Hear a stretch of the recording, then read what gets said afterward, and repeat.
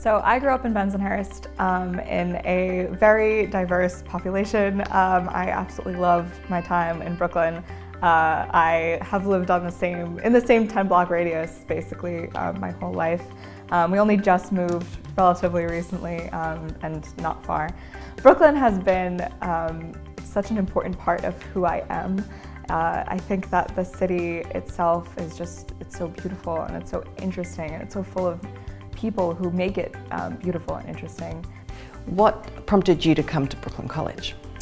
So I applied to Brooklyn College through the Macaulay Honors College program, and I really loved how diverse Brooklyn College's campus was. Again, that the feeling of being home for me is very important, and I felt like Brooklyn College had that. And with Macaulay, of course, then tuition was covered, which was a nice plus. Outside of everything that you do, and you do a lot, yes.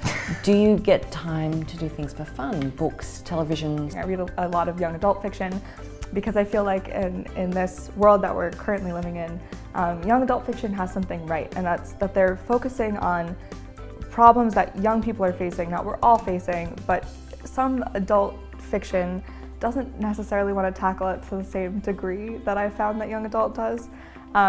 And I also feel that for me as somebody who's studying to be a high school teacher, it would be unfair to try and teach classics or teach literature that is considered the English canon without giving students some context in the own literature that they're reading for fun. So I try to keep in touch with both. Dream scenario, what would you be doing 10 years from now?